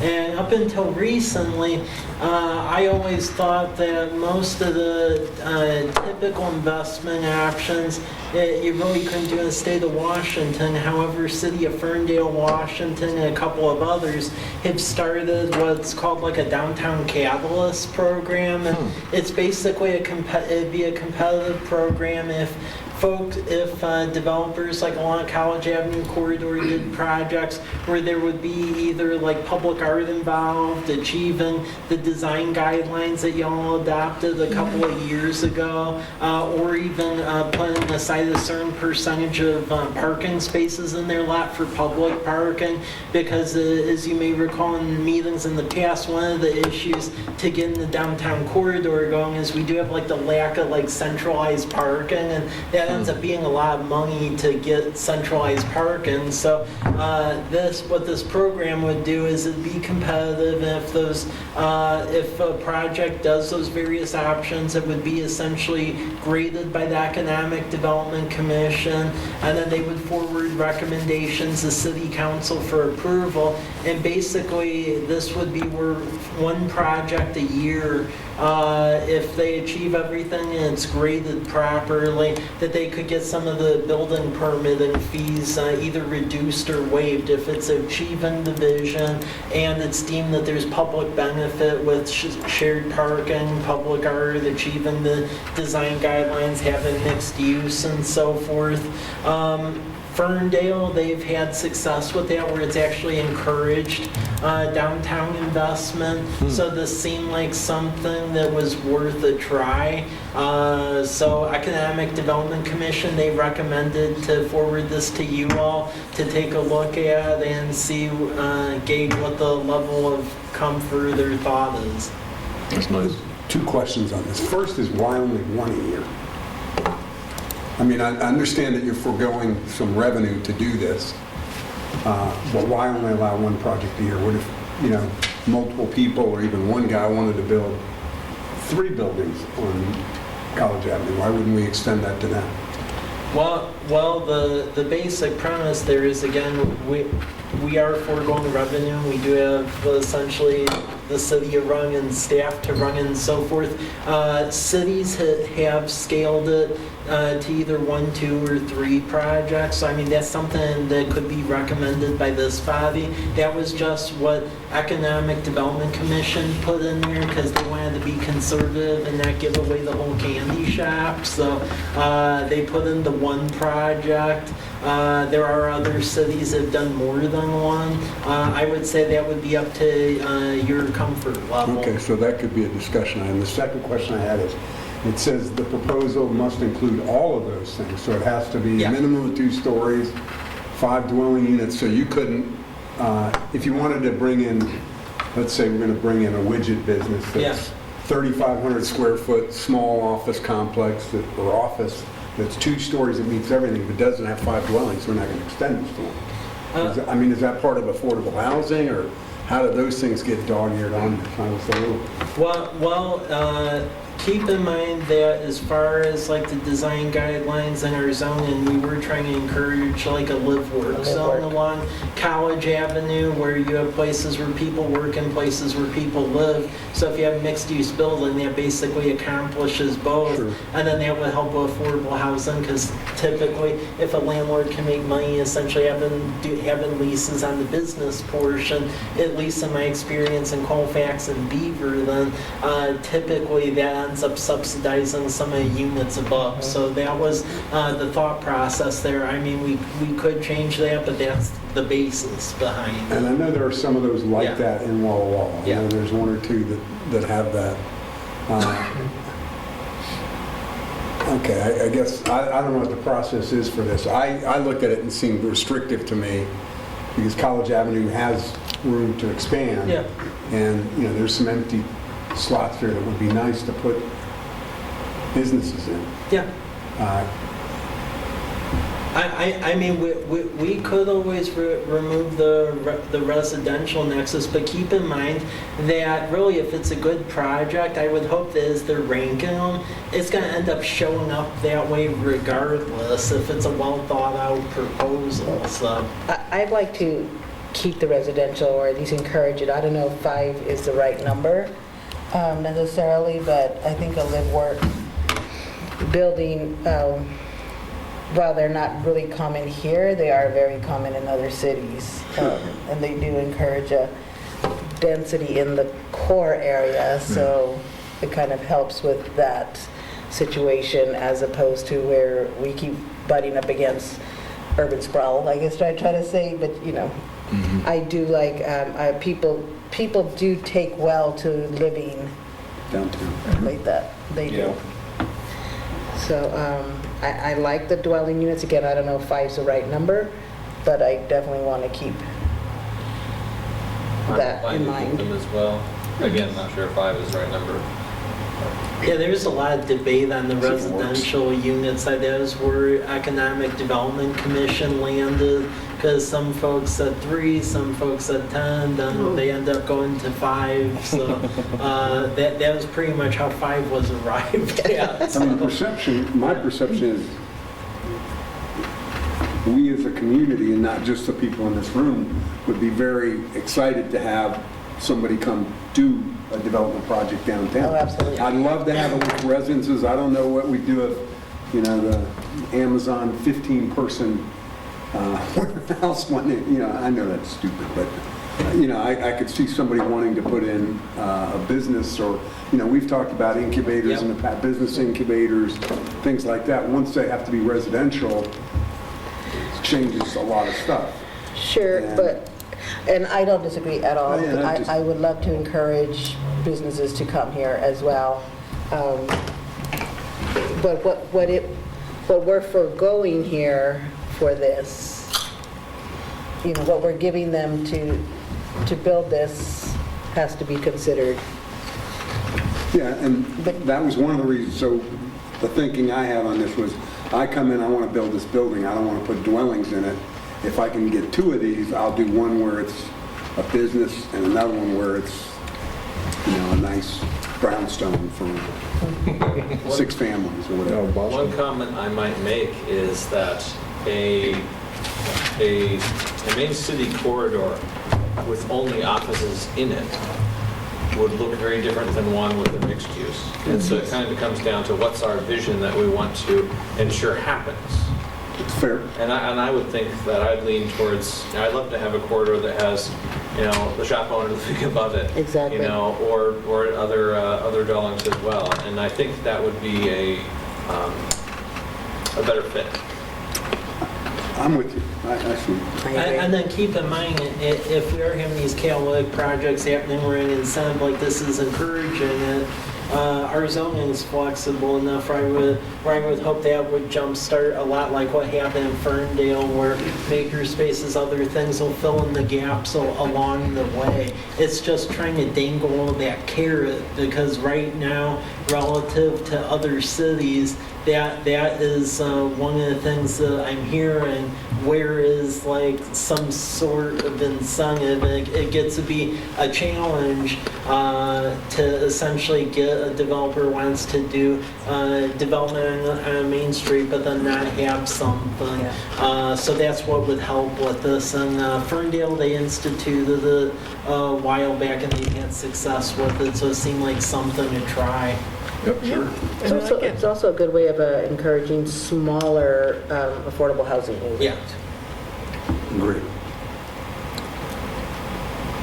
Like I it. like it, Mike. I like it. Okay, well, if you have any further concerns, email me, but otherwise, it'll be on a future council agenda, because Economic Development Commission, they were really excited to see something like this happen, hopefully jumpstart some things along here. How will you That's a great idea. advertise? Huh? How will you let people know it's available? Social media, paper, put it out in the International Council of Shopping Centers magazine, things like that. So, Excellent questions, though. I mean, your questions really led me to think about other things, so I'm with you thank you guys. for bringing them out. I'm totally with you guys on it. I guess you're balancing how desperate you are to have development on Main Street and or College Avenue. And Excellent. Yeah. I had a lot of interest in having not just retail shops in the community, but having, businesses where people are doing work that might be serving communities outside of our Sure. area. Because that brings tax revenue in as opposed to just circulating what we have. We did, when we discussed design codes and all of that, the plan for College Avenue a few years ago, that was all part of that, and wanting to make sure that everything's flexible enough, but still has guidelines, so that it's not just willy-nilly and whatever, but it's a long-term And as long as goal. we're able to annex UGAs, this is less of a concern. Yeah, no, but excellent conversation, Byron, thank you. well, and this is also a way for us to get the public parking areas, because for us to just outright go buy land, I've priced some of it, and it's well beyond our means. Meanwhile, with this, if we have someone who wants to come in, accepts the incentive, and we get public parking as part of it, that's over time we can have a series of public-private partnerships where we basically get some of the common lots built for us, so, Fair enough. yeah. Cool. Do we have any Look forward to other seeing this. discussions for the Catalyst Incentive Program? Okay, let's move on to the Youth Recreation Program. Okay, this is really nothing new. This is us bringing it before you again, so you're aware of it. It'll go for your approval at the next council meeting. This went through the Park Arbor and Recreation Advisory Board. As you may recall, we partner with United Way of the Blue Mountains, where they act as our fiduciary for dispersing funds for the summer youth recreation program. And for all the money that we put into this program, they match it dollar for dollar. And since we've started, Campfire has been the provider. And they basically run a summer camp down at Kiwanis Park from 7:30 a.m., 5:30 p.m., 5 days a week. Initially, it started where it was just in July and August. The need for this has grown to where now it's basically from when school ends to when it starts. With this MOU, some of the changes is there will be a low-income scholarship program to help cover the low-income families. And Walmart and some of the other businesses are helping to pay into that as well. And then Campfire is also going to be looking to partner with the school district and other agencies, also have some sporting league programs and stuff like that. Campfire Executive Director actually lives right across the street from me in College Place, so right behind here on Birch, so definitely invested in the community here. So yeah, this will come before your approval, nothing that catastrophic in here. It's the same as it was really in the past years. It's just it's growing. I will say the attendance has grown because last year Valley Camps didn't have a lot of their summer programming. So when that occurred, that there was automatically a direct jump in attendance over a campfire, where it went up by about 25 kids a week. So yeah, so it's filling a gap. Yeah, That is terrific. Jerry's I think it's very neat. church not having the summer parade. Was that last summer? Or did it- This last one. This last summer. Okay. Yeah. Any discussion items? That's, thank you, Mike. I think it's a great community asset to have these programs for these kids and families. Yeah. And thanks for all the work on that. I've Yeah. heard from the United Way side that it's been a lot of Yeah. steps. Yep. So thank you. Yep. Okay, the community grant program proposal. Okay, this is just a new way of evaluating funds and so forth, because we all know over time there have been various asks for things from community agencies, and if we have money, we give it, but an evaluation of it, folks come here and ask for funds, but is that truly the best use of the funds, as opposed to all these like one-offs? So at the city manager conferences, I talked with my counterpart over at City of Ellensburg, and what they do to truly make sure they're actually funding the best projects is they have like a community grants program where they just essentially establish a framework where it has to help like either health, environment, or resiliency, or in general the community, and then you have to put essentially what your budget is, what you're doing, what you're asking for, and then there's essentially a defined deadline where you turn in the funds, and then the council has a ad hoc commission evaluate them, and then it goes to city council ultimately for approval where to essentially give the grant funds to. I was thinking this may just be a better way in the future. It doesn't obligate us on anything. In years, if we have a tight budget, we can zero it out. Years where we're doing better, we can assign funds to it. It just seems that it's a better way to go. I have some sort of an evaluation tool as opposed to someone who's the most extroverted who comes here and then we give funds because they come here. But yet there could be something that's a lot better, but we just don't know. Sure. I think Ellensburg's had a lot more success with it, and they like it, so it seemed like a good thing to borrow from. So the thing that would trigger whether or not we do something like this would be if we have extra funds, not because we have people coming Yeah, forward and saying, find some competition and then we'll look at it. Exactly. Okay. Exactly. And one of the things we did do in the budget proposal before you is we did earmark 5,000. I mean, it's not a ton, but it's something towards this. If you're so inclined to support essentially this basic premise. So we have other, I'll say committees, I'm on the lodging tax. Yeah. And so lodging tax resources or revenues can only go towards a set amount of things. Are you proposing that we take anything, we did the Gold Star Monument the other day. I thought the way they proposed that last year and this year was really a neat way to do that and secure the funding. Are you saying that all the requests for public funds would go into this format, or would some of these still be partitioned? So the lodging tax is its own dedicated funding source, so that would continue on, because that's actually how it goes on right now is actually a state regulation, so you actually can't change it. But as far as everything else going in the future, it would basically go through this. That way it's just all laid out in a common format, and everyone can make their decision. It's just apples to apples. And Mike, is it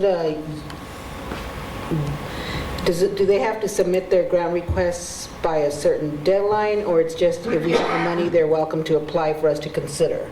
In this one, I established like April 30th. basically where they would have to submit by April, and then there would basically be a calendar year from the point of being awarded it to complete it, and they could request extensions. But I think this is a lot better way to go, because like for Gold Star, I had to reinvent the wheel as far as doing the contract, the resolution. Sure. It would be a lot better to just have standard forms so we aren't burning up a lot of random time on Sure. stuff. Yeah, I think that my fear is still turning into what other places, the city of Port and everything, where they've got so many applications and all of the time that they go through to read all of those. I don't necessarily think that we're in a financial Yeah, position because they have exactly. dedicated funds that feed Yeah, those, sure. and we don't have $100,000 or $200,000 to give. No, So I don't want to be reading things that No. are for $200 No. that we have yeah. 80 of those. That just, Well, I don't think that's a good use of our. Well, you could also put together a group, whatever you want to call it, that is going to be the clearinghouse for that. yeah. Yeah. Yeah. A grant Screen them committee. somehow, I mean, that could be, Yeah, well, and I will say, because it has been mentioned past me, the Economic Development Commission, they did offer to be a clearinghouse for that, so. Well, Sounds good. you know, we do want to make sure whatever public funds we're distributing for the match the city's goals and our, what we see, what our citizens wants, what we hear back on our surveys and what our strategic goals are altogether. We want to make sure where we're putting those funds is also fits those. Yeah, And that staff have the tools that they need to do their jobs before we. yeah, Yep. exactly. but that's one of the good reasons to have a screening criteria. Yeah. You Yeah. fill out this form, check these boxes, and if you can't, don't bother asking. And we don't put it into place until we Yeah, feel like we're in a comfortable position Yeah. to do it. Yeah. So just getting it away. I'm good with that. We could also add to what you were saying earlier about like hundreds of applications. Mhm. We could say we're considering the first 25, and like you're saying, getting into that. yeah. Okay. I think if you set the criteria right, you won't see hundreds. Exactly. Yeah. I think you'll see tens. Yeah. Yeah. Okay. It's broad enough, going through here,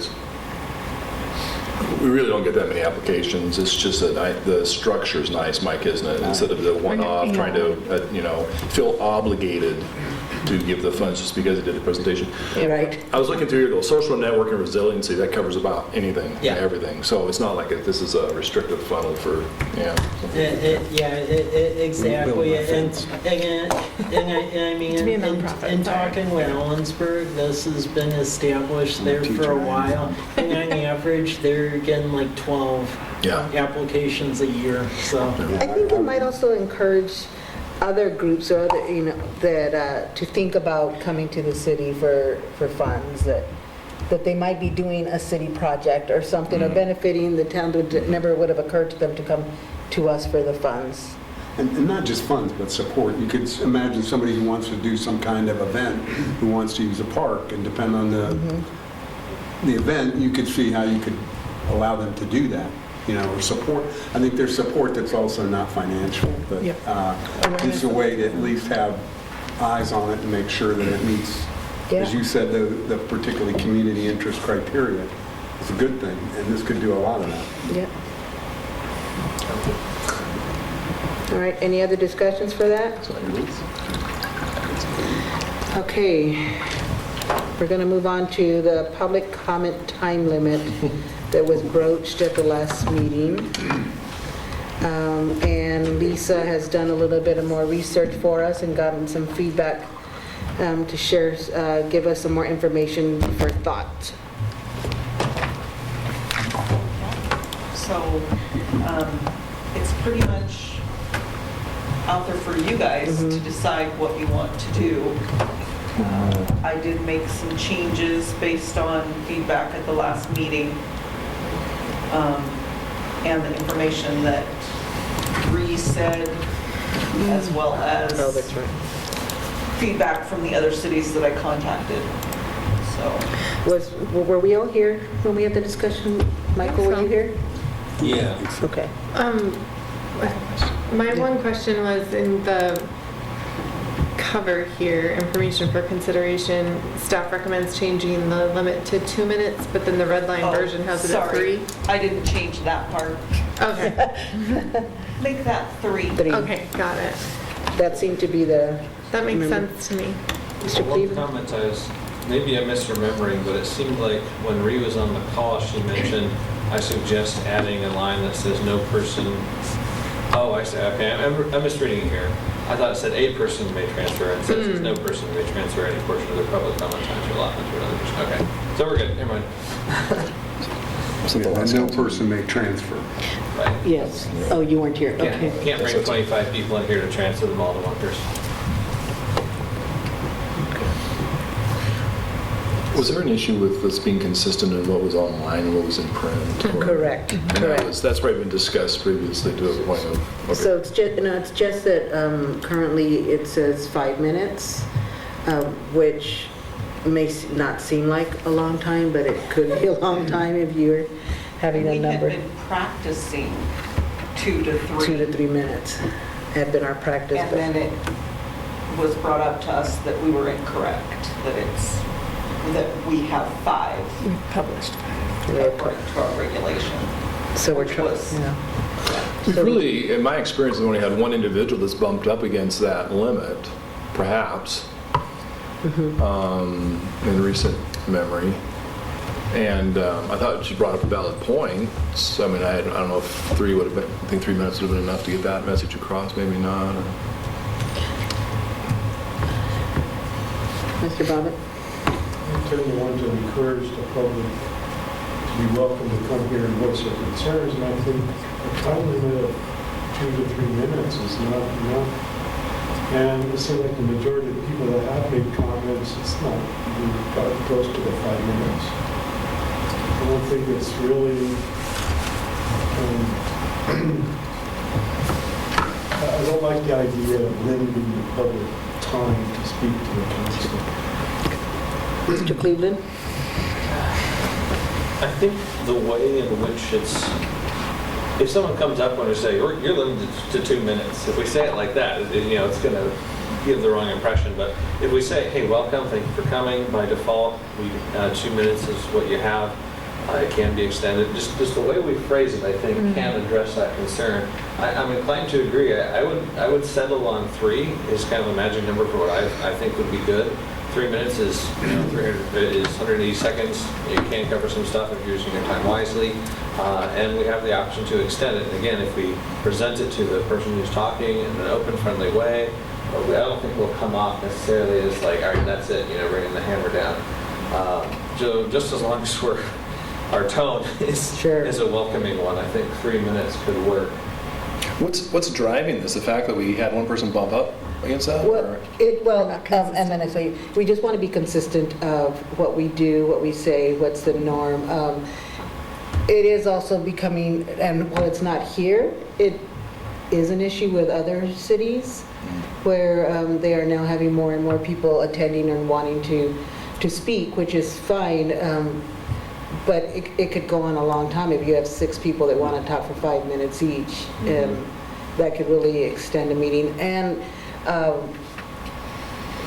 my concern, and I had expressed this last time, is people don't stay focused on what they need to say. They tend to want to just state what their opinion or their belief, which is fine, but then they just rattle on, and can be contentious. So we want to make sure people stay focused, stay respectful, and organized.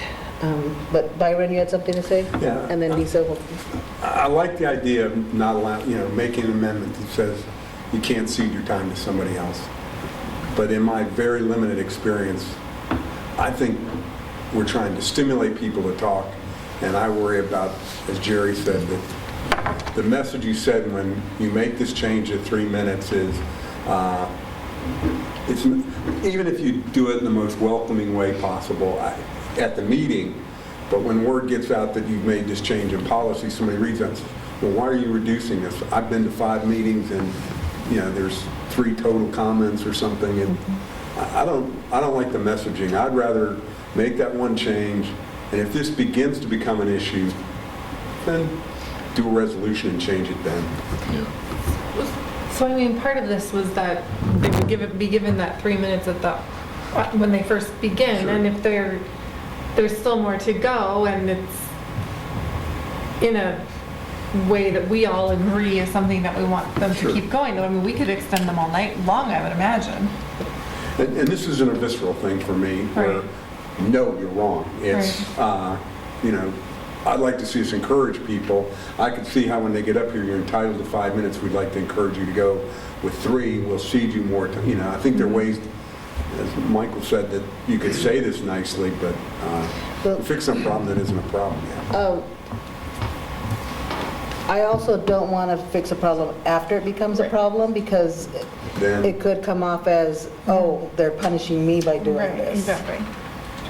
So one big consideration is that, let's imagine we get a hot topic issue where we got 10 people come in. They each want to talk 5 minutes. a I think long it's night. important to have a time limit to provide time for other folks. Right. They might come in and say, hey, this is an important issue to me. I have to be somewhere. I got kids at home. Like 3 minutes providing, can also provide that other people have time to talk, right? So that might be another reason to consider saying 3 minutes. To start. Is essentially consideration for the other people who want to talk. I don't think I support this. I think it's, in the 6 years, I don't think we've had more than one person make a public comment.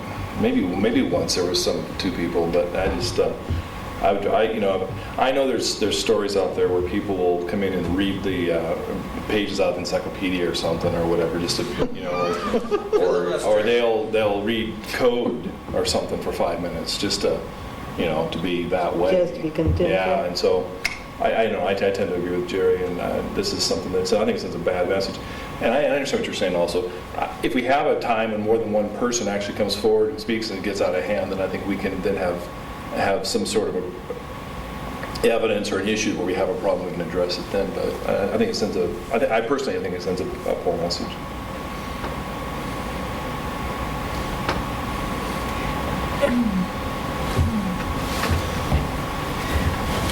I'm torn on that though, because, I mean. Over 2 minutes?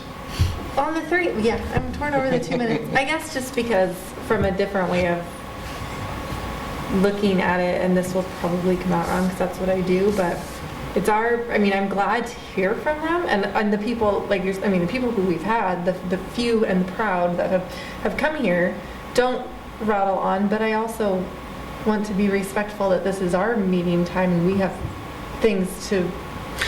I would be excited if 5 people came in for here. sure, I would be for sure. I would be excited if look at 5 that. people came in here and spent 5 minutes each talking. Okay. That would be a bellwether day. Yeah, that'd be good. Maybe we should start offering donuts then. If you talk for 5 full minutes, you get a donut. Mr. Bobbitt? Well, I have a comment too, that Lisa had to bring it up quite a while back. Oh, Lisa? Just in all the feedback that I got, there's not one single response that was over 3 minutes as their norm. And part of that, part of that is if you've got that standard amount of time, the person knows ahead of time, they come in and they are to the point. Because these are your meetings where you have sometimes a little bit, but sometimes a huge amount of business that you have to conduct for the city. And typically the public comment time doesn't relate to things on the agenda. So it's kind of for that, to keep them focused and to allow, if we do have that situation where there's 15 people that want to talk on the subject, that there's time for all of them. I know that Michael and I were part of a subcommittee with Larry Jefferson in reviewing the rules of conduct for council meetings. And there are several other resolutions that are kind of spread out that define the rules of conduct, and that's kind of stalled.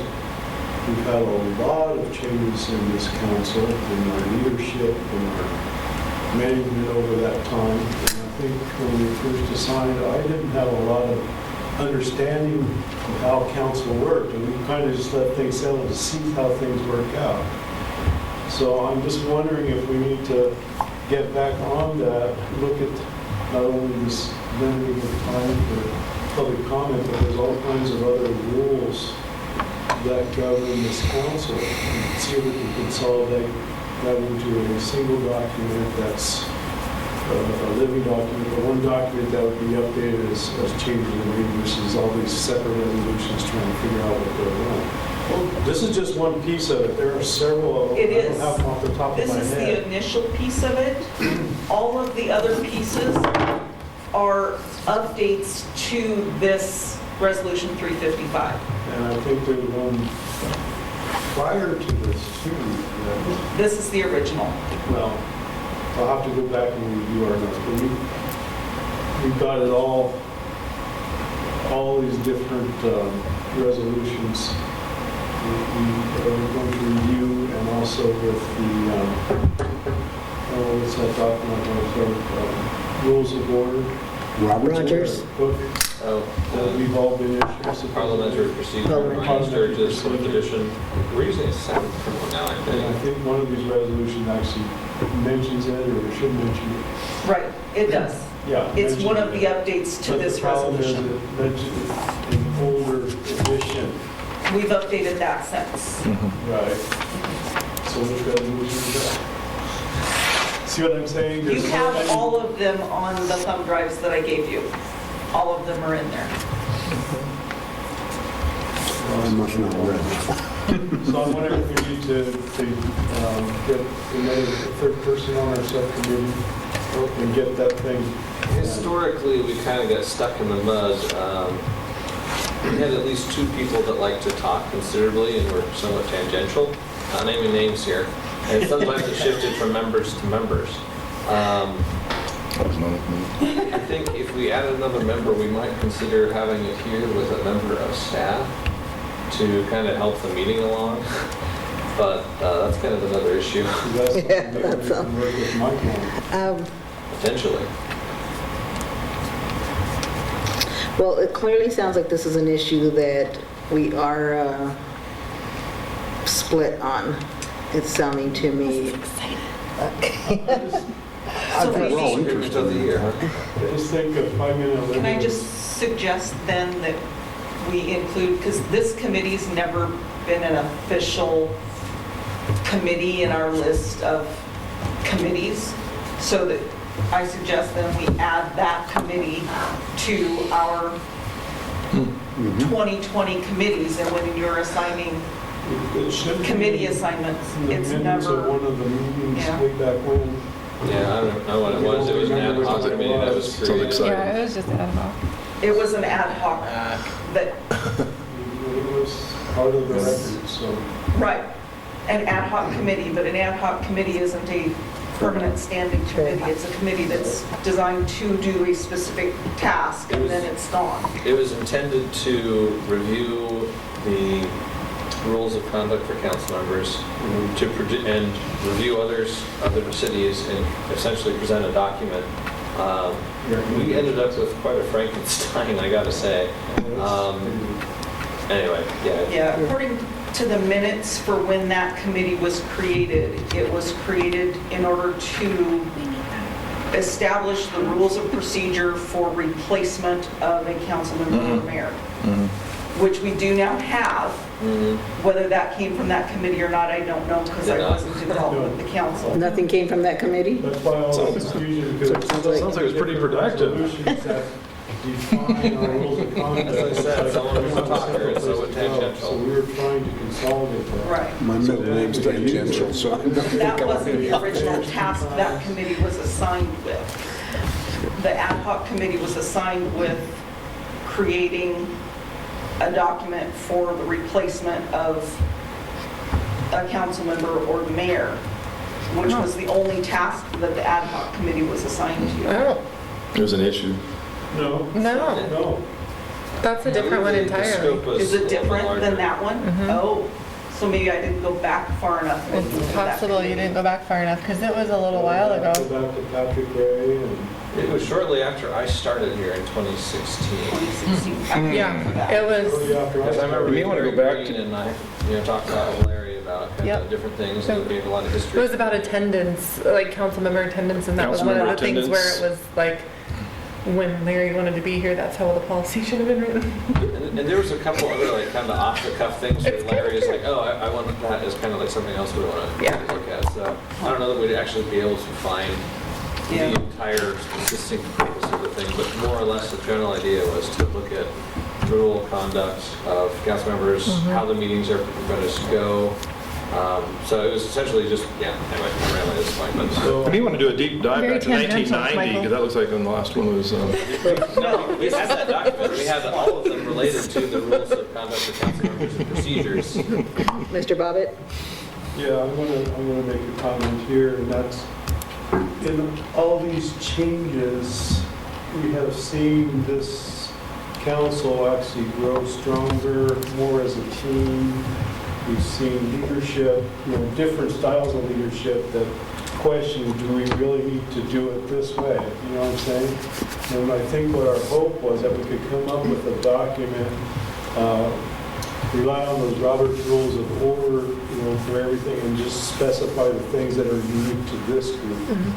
And you can see back in 1990, they had a 5-minute limit. There must have been a reason for that 5-minute limit. But I don't think shortening that is really an answer and really not encouraging the public to participate. So I think going back and revisiting this consolidation of rules for our council, to try and minimize the things that we're really specifying and just limit it to the things that are unique to this council and then go by our standard Robert's Rules of Order are not limited to a specific edition, just the latest edition, you know what I'm saying? And we've already done that. And And it's not Robert's Rules, but we have already done that, but it's the most current edition. Well, I'm sorry. But basically, we have seen this council grow and change over this time period to where, some of these rules are almost like overbearing, you know what I'm saying? We want to eliminate that stuff. I think that was Larry Dickerson's comment was, well, maybe we need to reconsider what we were thinking originally. And probably now is a good time to sit down and revisit that. I think we've kind of stabilized. I know Michael and I have grown a lot over this time period because back when we were first on this subcommittee, I didn't know a lot. So it's a lot of learning for me. And I think over this time, was it 3 years? There have been a lot of changes that we have to deal with. It's tough changes. And we just left this alone, and then, of course, Larry's passing. That just... I think reviewing the procedures that we have would be a great opportunity and look at the time limit. And I think we need to be able to justify what we do. I don't see that right now, but if you put it in the context of a greater overview of how we conduct this forum, not just the council, but the forum, I think it would allow an opportunity to evaluate public comment, which at that point, I think I could go along with more than I can right now. Well, and it definitely has to be a thoughtful conversation and a thoughtful decision. Absolutely. We currently have 5 minutes and still don't have the public coming to make comments. So I don't think the time limit is going to encourage or discourage, to be quite honest. I will state that. I just... Maybe they'll come and talk to us about the time about the time limit. That'd be good. So I don't think that encourages or discourages. I just want to make sure that when they do come, they come with focus, and I don't want so much to say facts, but I'd like for it to be a factual statement and not just false or accusations I'd like to try to make sure that they come with facts and come very focused, because we cannot serve them without having true conversations and true feedback. So I want to make sure that the time is spent wisely on their behalf. That's my only comment. So I'll leave it there. And I would like to see a single document created for the rules of conduct for council versus all these separate resolutions spread out over the years. I agree.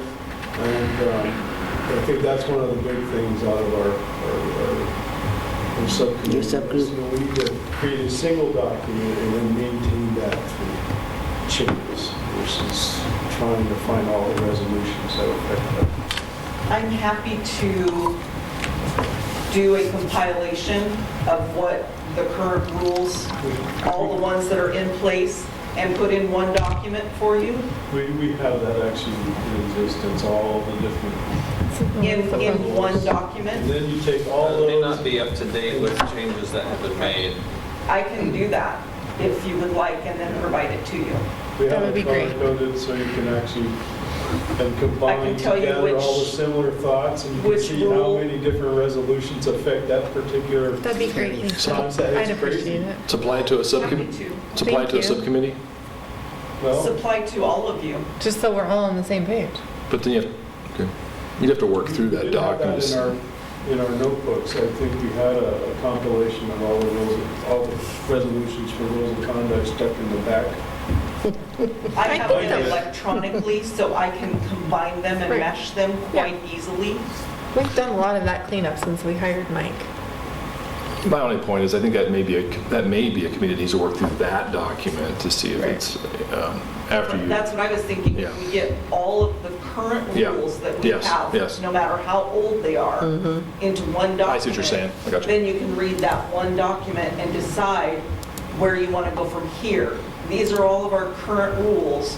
Where do you want to go from here with them?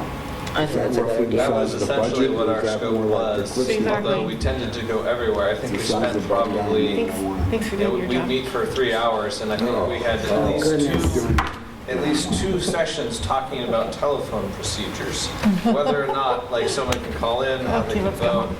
They Well, I've definitely got stuck in the Winterfest mud. this week, so I won't do that this So week. you'll have it on Friday? But next week, Predates. I will have it for you. Thanks, Not Lisa. by Tuesday, probably.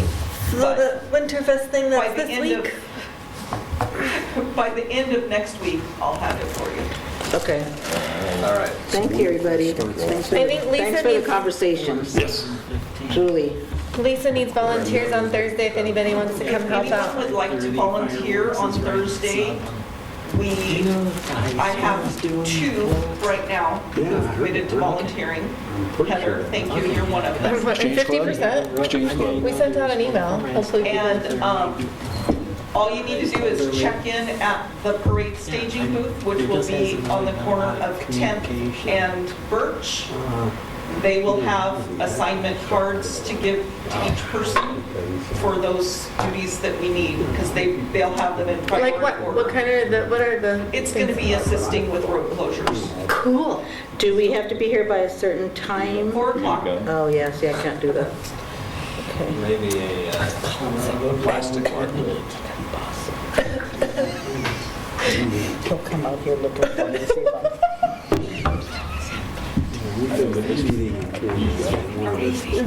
Okay, any other discussion topics? Larry talked several times that night. All right, then I guess the meeting's adjourned.